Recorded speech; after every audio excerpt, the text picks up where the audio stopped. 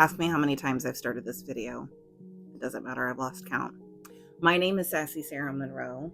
On this channel, we're learning how to become honorable ancestors through the study and the practice of the esoteric, through learning how to live alongside Mama Earth in all of her seasons, and any other weird and wild witchy things we can come up with. I wanted to start this channel for a few different reasons, and I'm here today in this video to talk about my top 4. There's many different reasons, but specifically I'm going to give you my top 4. So who am I? Who am I? I am a wild and wise soul who has chosen to live in this body on this earth, learning the lessons that I can. I am a practicing witch, and I have practiced collectively for 20 or so years. I've studied in all that time, stepped away from it for a little bit when I was a young mother, then came back to the practice very deeply in the last 10 to 15 years. And I am a co-founder of an open spiritual community in the Dayton, Ohio area called Temple of the Rebel Goddess.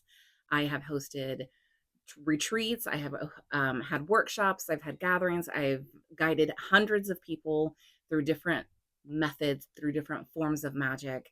And I'm going to tell you why all of a sudden, it's not really all of a sudden, that I decided to start my own YouTube channel. And some of them might surprise you. So I have many different reasons, but I'm going to give you my top 4. My reason number 4. I don't know if I'll have drums. Maybe I'll have magic sounds. This makes me super uncomfortable. So as I stated just moments ago, I have been in community with hundreds of people through festivals, through workshops, through gatherings, through what we call drum birthings, where I've helped hundreds of people, or a little over 100 people, to create their own frame drum in reverence of the goddess and sing to her and dance to her and chant to her in all the beautiful, wonderful ways. I've co-founded a spiritual community. I have done so many things. I have been a very brief burlesque performer. I have been a spoken word artist. I have written a saucy book. It's a short story, but I still published it. I've done many things, and I feel very delusionally confident in doing most of those things. And I was ready to challenge myself to do something new. And one of the biggest reasons why I chose to do the YouTube channel is my reason number 2, and I'll explain to you when I get there. But I feel very confident in almost everything that I do. Now, it didn't start that way. I remember my very first workshop. I was so hard on myself because I did not feel like I was offering the quality workshop experience that I wanted people to have. The little jingle jingles you hear in the background is one of my animals, my doggy. He's shaking around and you can hear his collar. But I remember my very first workshop and how downtrodden I was and how I just wasn't happy with the way that I produced it. But I knew in that moment that my workshop, my 10th workshop, would be completely different from my first workshop. And yeah, so starting this YouTube channel is like hosting my first workshop all over again. I feel very uncomfortable. One of the biggest reasons why is because I can't see the faces of the people who are looking at me, and that makes me wildly uncomfortable. But the reasons number 1, 2, and 3 are worth me feeling uncomfortable right now in this moment. And I've watched hundreds of hours, and I'm not exaggerating. I've watched hundreds of hours of people who have started their own YouTube channels, who help people start their own YouTube channel, who small ones that did the thing and they got monetized, and they put the dedication and the devotion into it. And I'm in my stage of being and feeling uncomfortable. And I look forward to my 10th video and my 20th video, my 50th video, where it is nothing to feel uncomfortable about. So that's my reason number 4, is because I wanted to challenge myself and make me feel uncomfortable so that I could grow, because that's really the only time in lives that we can grow, is when we feel uncomfortable but safe. There's a difference between feeling uncomfortable and safe and feeling uncomfortable, and it's a big fat no, because if it's not a full body yes, it's an absolute no. So that's reason number 4. Reason number 3 is honestly and truly, it's a marketing tactic. When hosting retreats, so I host in the Ohio region, I wanted to bring this type of method, modality, workshop, feminine embodiment, feeling into Mama Earth, like all of these beautiful, juicy things to the Midwest, to the Ohio region, because that's where the medicine was lacking. And trust me, I wish I could go to the California coast and to the New York coast or over to, another country and do all these things. And maybe eventually one day I will. And that's on my bucket list of things to do and achieve. And also, I know what it feels like to be able to afford the retreat, but not afford the airfare. I know what it feels like to be able to afford the retreat, but not have a passport or not have the availability to travel. So many different things. So, when doing these retreats in the area, I'm pulling from the resources of my area, and that is finite. I'm going to saturate it at one point, and essentially, I already have. So with this, with getting my work out there, with getting the way that I teach out there, with getting even my personality out there, it is widening my audience so that I can be found on a national or hopefully one day an international basis. So my reason number 3 is purely marketing, because when it comes to the posting on social media, most social media gives you about 48 hours to catch on to the algorithm, and then your post pretty much goes to the graveyard. And how often is it that you find someone new and you may initially scroll down and look at their posts and look at their videos and reels and TikToks and shorts and what have you, but you don't do that every time, and you maybe do that one time. So all of this beautiful content that I have been creating since 2021, maybe, when I felt comfortable going public, I guess you could say, with my workshops and gatherings and things like that.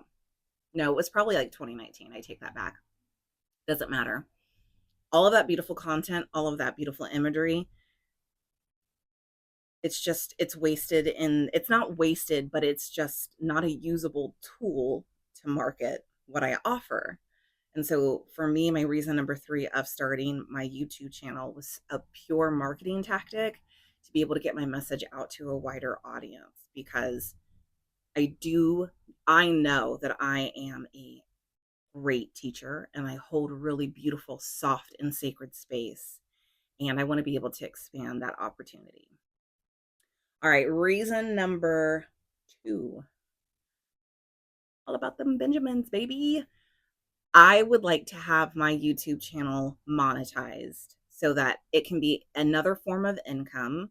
When you look at successful people, it's not just a single form of income. And I'm not talking about millionaires and billionaires. No, I'm just talking about people who don't have all of their eggs in one basket, especially how expensive some eggs are. You might not have enough eggs to put in a single basket.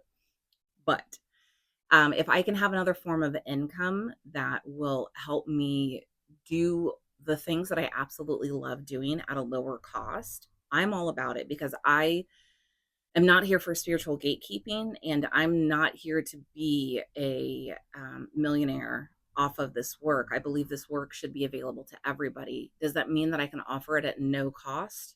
No, because I still have bills to pay, but I can offer it at a lower cost because I have supplemental income. So that is my goal, is to make this content, to make this page or this channel to be monetized so that I can have another source of income just to help pay bills.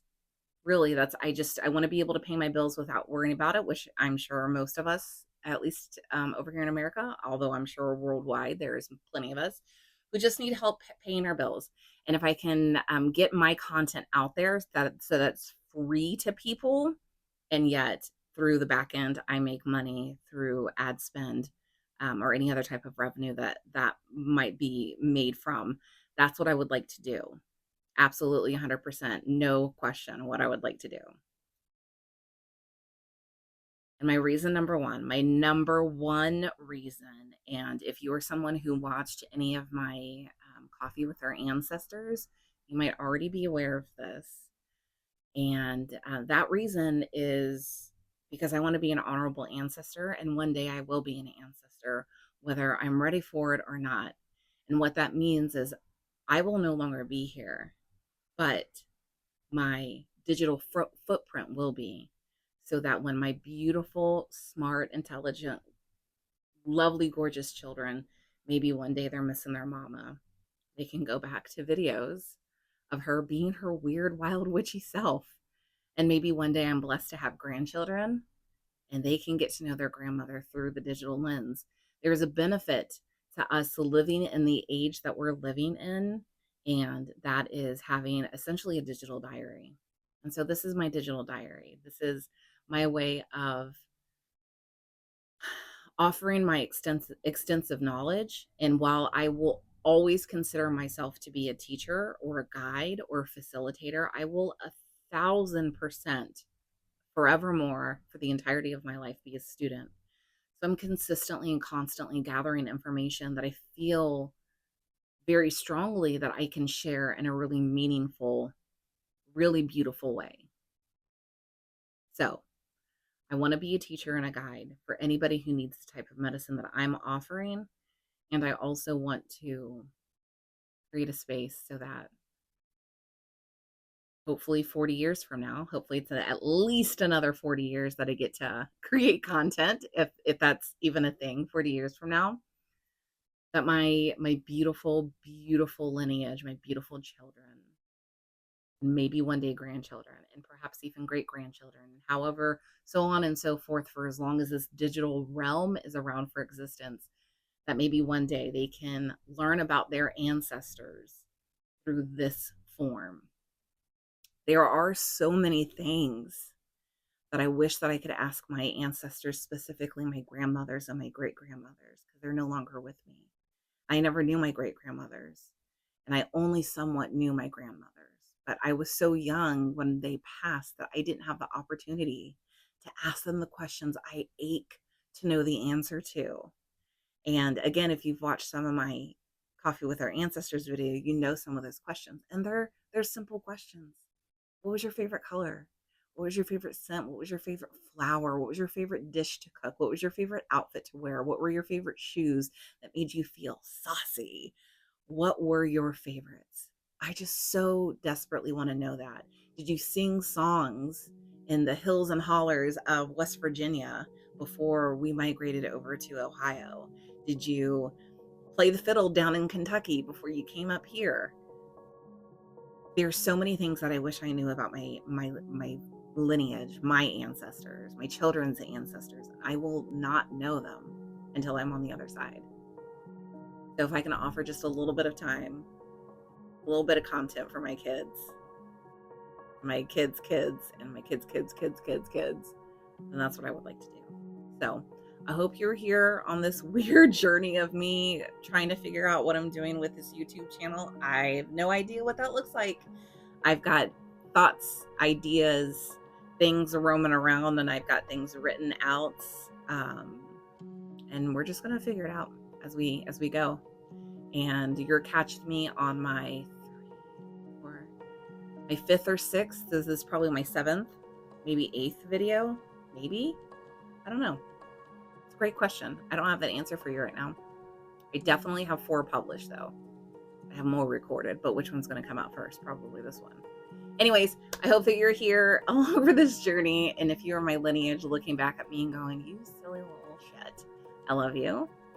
And get real weird with the time that we have left, because we're not going to remember any of it.